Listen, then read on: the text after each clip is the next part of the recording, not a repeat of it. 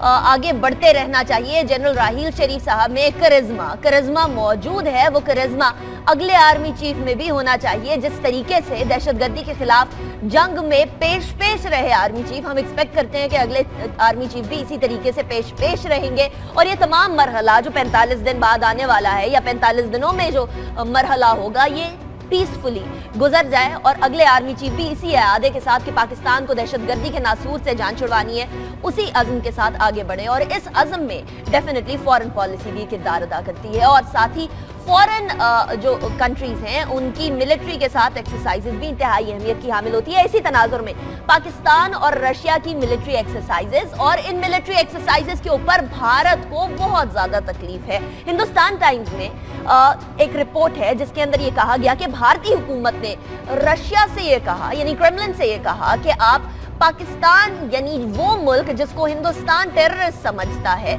उसके साथ military exercises करके सही नहीं कर रहे। और रशिया ने बड़ा खरा जवाब दे दिया। कहते हैं कि अगर आपको इतना मसला है तो आपको ये भी जानना होगा कि फॉरेन पॉलिसी का हिस्सा है। इस खित्ते के अमन के लिए ये इंपॉर्टेंट है कि रशिया और पाकिस्तान मिलकर काम करें। हिलाली साहब, भारत रीजनल आइसोलेशन की बात करिए, चले उसके अंदर थोड़ा बहुत हम लोगों को स्टेप अप होता हुआ नजर आया, लेकिन आलमी तनाजुर में क्या पाकिस्तान को आइसोलेट करने के लिए जो कोशिशें की जा रही हैं वो किसी सिमत में किसी भी तरीके से कामयाब जा रही हैं, या आप समझते हैं कि रशिया का जवाब उसके जो है वो तरदीद है एक तरह से? देखिए, मैं आपसे एक सवाल पूछूंगा। हाउ डू यू से, कैसे आप बता सकते हैं कि एक आदमी अनएजुकेटेड है, इनएक्सपीरियंस्ड है, इग्नोरेंट है? आप ये कैसे बता सकते हैं? आप उसी चीज से बता सकते हैं ना, वो according to his words and actions. अब एक आदमी जो चाय वाला एक रेलवे स्टेशन पे था और उसके बाद आरएसएस का प्रोपेगेंडा पूरा इंडिया में ढंडोरा पीटते पीटते गया और उसके बाद आरएसएस और बीजेपी पार्टी बॉसेस का चमचा और उसके बाद वो खुद लीडर उनका बना। देखिए, वो एक अनएजुकेटेड आदमी है, इसलिए रूसियों ने इसको एक सबक सिखाया। उन्होंने इसको कहा है, ओ पागल, याद रखो कि education, foreign policy has to do with peace in the region, और रूस जो है हमारे रीजन में है और रूस और पाकिस्तान जो है an important player in the region है। तो अगर रूस और पाकिस्तान के ताल्लुकात अच्छे होंगे तो पीस खित्ते में ज्यादा चांसेस हैं कि हों, इसलिए उन्होंने एक सबक सिखाया। और दूसरी बात, ये सबक किसने सिखाया? ये सबक पुतिन ने सिखाया। इन अदर वर्ड्स, पुतिन ने पर्सनली इस क्रिटिसिज्म मोदी का रिजेक्ट किया। देखिए, जब पुतिन के खिलाफ कोई, उसके पॉलिसी के खिलाफ कोई बोलता है तो पुतिन खुद जवाब देता है। हमारे साहब जो हैं उनके पॉलिसी के खास उनके जात के भी खिलाफ कोई कहे तो वो तो जवाब ही नहीं देते हैं, वो गपचुप होते हैं। अच्छा, दूसरी बात ये है, I am sorry I am taking some time, मगर ये बहुत इंपॉर्टेंट इश्यू है। दूसरी बात ये है कि ये इतना अच्छा मौका है पाकिस्तान को कि एक मेजर वर्ल्ड पावर के साथ उन ताल्लुकात बढ़ाएं, economic, military links, political links. ये इतना अच्छा वाकया है और मेरे ख्याल में फौज ने तो अपना काम कर दिया है। क्या पॉलिटिकल गवर्नमेंट कर रही है? और मैं आपको एक और चीज बताऊं, फाइनली इतना हमें गेन मिल सकता है रशिया से कि आपको मैं एक इंफॉर्मेशन दूं। आपको पता है ये पाकिस्तान स्टील मिल, रूस ने कहा कि 2 ये हमारा बना हुआ है, आपका 2 वापस हम मॉडर्न टेक्नोलॉजी लगा के आपको ऐसा स्टील मिल देंगे तो instead of making huge losses it will go into profit. सब लोग तैयार थे, मगर करप्शन स्टॉप दिस, इसलिए कि किसी को कटबैक्स और किकबैक्स ठीक नहीं मिलते। कभी इसको इन्वेस्टिगेट तो करें। इकोनॉमिक टेररिज्म, ये है इकोनॉमिक टेररिज्म जिस पे हमारे पे प्रैक्टिस हुआ। सही, वो 70 की दहाई के अंदर बनी हुई स्टील मिल का हाल अभी देख रहे हैं हमने। लाली साहब, बिल्कुल आपने दुरुस्त पे इशारा किया। अच्छा फारूक साहब, पाकिस्तान और रशिया में बढ़ते हुए ताल्लुकात, ये क्या उस दावे के ऊपर तमाचा नहीं है वो जो भारतीय दावा था कि जी हम ग्लोबली आइसोलेट कर देंगे पाकिस्तान को? वहां के चैनल्स ने तो आइसोलेट पाकिस्तान के हैशटैग्स भी बनाना शुरू कर दिए थे, कैंपेन भी शुरू कर दिए थे, वॉर जो है वो जोन भी बनाना शुरू कर दिए थे कि जी उनके न्यूज रूम के अंदर वॉर एरिया बना हुआ था या प्रॉपर प्लानिंग के एरिया बना हुआ था। आपको लगता है ये उस दावे पे तमाचा? नहीं बिल्कुल, देखें हम तो समझते हैं कि इंडिया ज़्यादा आइसोलेट हो रहा है, क्योंकि पाकिस्तान का जो पॉइंट ऑफ व्यू बेशक अभी वो इस तरह नहीं है, इंटरनेशनल प्रोजेक्ट नहीं हो रहा कश्मीर के हवाले से, या और इशूज जो इंडियन स्पॉन्सर्ड टेररिज्म है बलूचिस्तान में या कराची में या और पाकिस्तान के इलाकों में जो वो डिस्टेबलाइज करने की कोशिश कर रहे हैं, बेशक वो इतना इफेक्टिव अभी नहीं है, लेकिन मेरा ख्याल है पाकिस्तान की बात अब लोग जो हैं वो सुन रहे हैं। एक तो ये, दूसरा अभी रशिया के हवाले से हलाली साहब ने बात की स्टील मिल की, मैं क्विकली उसका आपको बता दूं, 3 दिन पहले रशियन एम्बेसडर ने दोबारा कहा है कि रशिया तैयार है स्टील मिल को मॉडर्नाइज अपग्रेड करने के लिए। कितनी अफसोस और शर्म की बात है कि हमारा इतना बड़ा स्ट्रेटेजिक इदारा 2.25 साल हो गए हैं वो बिल्कुल बंद पड़ा है, कोई उसकी बात नहीं कर रहा, कोई उस पर प्रोग्रेस नहीं हो रहा। ये बिल्कुल सही है कि ये पाकिस्तान में जो करप्शन माफिया की हाईएस्ट लेवल है, उनके अपने वेस्टेड इंटरेस्ट हैं, उन्होंने इस इदारे को बंद रखा, आगे नहीं बढ़ने दे रहे। बल्कि मैं हैरान हूं कि जनरल राहील शरीफ के दौर में इस पे दबाव होना चाहिए था फौज की तरफ से कि ये स्ट्रेटेजिक इदारा है, इस तरह बंद नहीं रहना चाहिए, इस पे कोई प्रोग्रेस होना चाहिए। एक तो ये देखें, जहाँ आपने शुरू में कहा था ये एक्सरसाइजेस का, भाई इंडियन मीडिया ने तो ऐलान कर दिया था, अगर आपको याद हो, रशियन ये जो अभी आए हैं उनके contingent special forces joint exercises करने के लिए, कि जनाब वो रशियन ने हमारे कहने पे ये एक्सरसाइजेस कॉल ऑफ कर दी हैं। रशियन ने कहा सवाल ही नहीं पैदा होता, उन्होंने स्टॉप किया इंडियंस को, एक बहुत बड़ा स्टॉप था फॉर दी इंडियन। लेकिन मैं ये कहूँगा कि देखें ये जो रशिया के साथ जो हालात में जो टर्न अराउंड हुआ है, ये वो जियो पोलिटिकल, जियो स्ट्रेटेजिक, जियो इकोनॉमिक जो हालात बदल रहे हैं, अगर भारत जो है वो अमेरिका के साथ अपने स्ट्रेटेजिक पार्टनरशिप कर सकता है, अमेरिका के साथ डिफेंस एग्रीमेंट उन्होंने कर लिया है कि दोनों एक दूसरे के बेसिस जो है यूज करेंगे और लॉजिस्टिक अरेंजमेंट है, तो रूस का भी हक बनता है कि वो रियलाइन करे और अपने लोगों ममालिक के साथ। और पाकिस्तान तो वैसे ही शंघाई कोऑपरेशन ऑर्गेनाइजेशन का मेंबर है, जहां पे जिसके चार्टर कहता है कि काउंटर टेररिज्म पे, ट्रेड में, एनर्जी में, डिफेंस कोऑपरेशन में आगे मामला चलेंगे।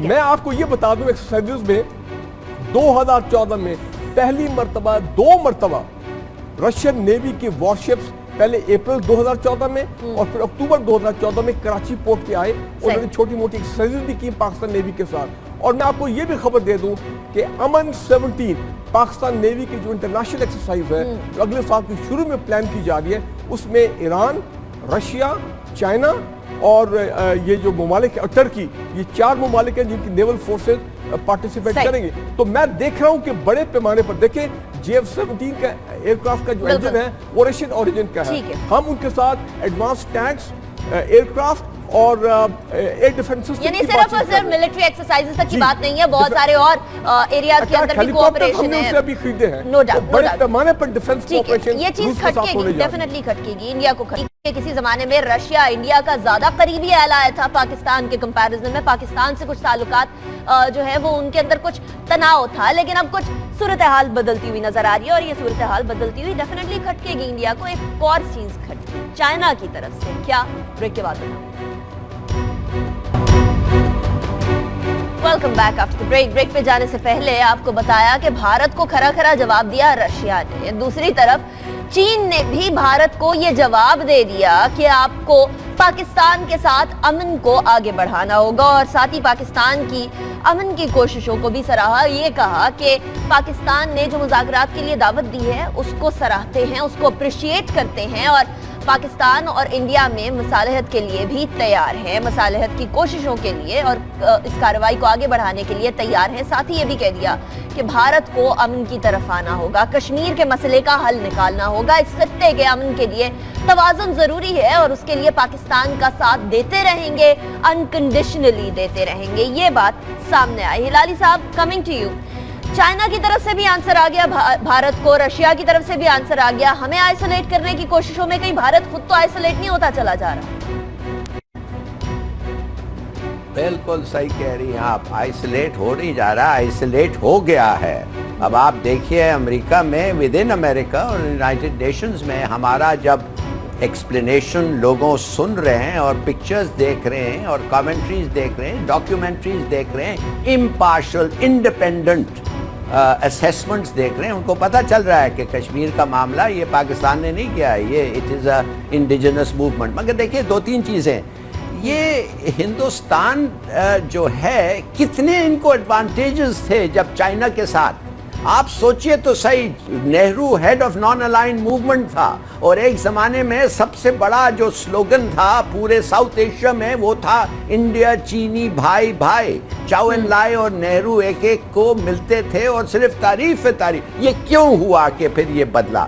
It is only because کہ ہندوستان جو ہے that is incapable, ان کو اتنا ان میں arrogance ہے, اتنا ان میں کیا میں کہہ سکتا ہوں اپنے sense of inflated sense of ego ہے کہ انہوں نے خود needlessly ایک relationship جو بالکل صحیح جا رہا تھا وہ چینیا خراب کیا. اور داد دیں ہمارے اس وقت کے لیڈرز کو کہ انہوں نے اس اپرچونٹی کو استعمال کیا, اور ہمارے باؤنڈری ٹاکس میں جس قسم کی اپروچ ہم نے چائنا کے ساتھ رکھا, the Chinese were astonished. انہوں نے کہا کہ آپ ایسے زبردست نیگوشیشن کرتے ہیں ہمارے ساتھ, یہ ہندوستان تو ہر ایک ایک فٹ پہ ڈسپیوٹ کر رہا تھا, مگر you saw the broader picture. ہم نے ان کی دوستی اور ٹرسٹ اس قسم کی ڈپلومیسی سے امپلیمنٹ کر کے ہم نے اس کو حاصل کیا, اور اب we are benefiting from that. مگر یہ موڈی اس سے دیکھیے ان کا جو ہیٹریڈ آف پاکستان اتنا ہے, ان کا جو ہیٹریڈ مودی کا خاص طور مسلمانوں کا اتنا ہے کہ آپ دیکھیں گے کہ ریشنل ڈسکورس وہ نہیں کر سکتا ہمارے ساتھ. اگر وہ کرے گا وہ یا ملٹری اسٹرینتھ سے بات کرے گا یا ارریشنلی بات کرے گا, اور آپ دیکھتے ہیں as time goes on you will see this. ٹھیک ہے. اچھا فاروق صاحب, یہاں چائنا کی بات کی جائے تو چائنا ایک ایسا ملک ہے جو کہ امریکہ کو بھی قرضے دے رہا ہوتا ہے, اور ایسے میں بھارت اکثر اوقات چائنا سے کرنا چاہتا ہے, چائنا سے اس خطے کے اندر وہ چاہتا ہے کہ وہ اس خطے کا چودھری بنے اور چائنا کو بھی جو ہے سپر پاور بننے سے روکا جا سکے. تو انڈیا کے بڑے بڑے خواب ان کو بڑے بڑے دھچکے تو نہیں دیتا رہے گا؟ نہیں, دیکھیں اب ایک بات تو بڑی کلیئر ہو گئی ہے. ایک طرف تو امریکہ اور بھارت کا جو آپس میں گٹھ جوڑ ہے, الائنس ہے, اسٹریٹجک پارٹنرشپ ہے, ڈیفنس کوآپریشن ہے, اکنامک کوآپریشن ہے, ایک طرف تو وہ ہے, اور دوسری طرف ظاہری بات ہے روس, چائنا, پاکستان, یہ بلاک ہے. تو اس میں تو کوئی شک نہیں ہے کہ although بھارت کے اور چائنا کے جو بائیلیٹرل ٹریڈ ولیوم ہے about $75 بلین, جو کہ وہ کہہ رہے ہیں $100 بلین تک لے کے جائیں گے. وہ تو چیزیں موجود ہیں, ان کی آپس میں اچھی ورکنگ ریلیشن شپ بھی ہے, بات چیت بھی ہے, اور انٹرنیشنل میٹرز کے اوپر ٹھیک ہے اپوز بھی کرتے ہیں. کئی مرتبہ وہ ابھی بھی چین کہہ رہا ہے کہ نیوکلیئر سپلائی گروپ کے اوپر ہم بھارت کے ساتھ مزید بات چیت کرنے کو تیار ہے. تو انہوں نے وہ جو اپنا جو ڈائلاگ والی بات ہے اور انٹرنیشنل کوآپریشن والی وہ چیزیں انہوں نے قائم رکھی ہیں. لیکن جب پاکستان کی بات آتی ہے تو آپ دیکھیں for the last many years جب کبھی کوئی مشکل وقت پاکستان پہ آیا ہے, چین نے پاکستان کے فیور میں, پاکستان کے حق میں, پاکستان کی سالمیت کی سپورٹ میں ہمیشہ چین کی سٹیٹمنٹ آئی ہیں. اب زیادہ آنی شروع ہوگی. کیوں زیادہ آنی شروع ہوگی؟ کیونکہ سی پیک, چائنیز آر کمیٹڈ کہ سی پیک کو کامیاب کرنا ہے. اس سے چین کو بھی بہت اسٹریٹجک ایڈوانٹیج ہے, پاکستان کو بھی بہت اکنامک فائدہ ہوگا. یہی وجہ ہے کہ اب دیکھیں گوادر پورٹ چائنیز کے آپریشن کنٹرول میں ہے, اور اب یہ کہا جا رہا ہے کہ اگلے 2 مہینے میں گوادر پورٹ جو ہے اس کی ٹرائل آپریشن شروع ہو جائے گا. The trucks will start coming from China. چھوٹی شپس انیشلی آئیں گی, کچھ ڈریجنگ کے معاملات ہیں پورٹ کے آنے والے ایریاز میں. So what I'm trying to say is کہ سی پیک کی وجہ سے چین اور پاکستان میں جو تعلقات ہیں, اکنامک تعلقات, دیکھیں ڈیفنس کوآپریشن تو کتنی دہائیوں سے چل رہے ہیں, لیکن سی پیک نے آ کے بالکل پاکستان چین کو آپس میں اکنامکلی انٹیگریٹ کر دیا, بانڈ کو اسٹرانگ کر دیا. ٹھیک ہے, اس بانڈ کی اسٹرینتھ تو ہے ہلالی صاحب, یہاں رشیا کے ساتھ, چائنا کے ساتھ, پاکستان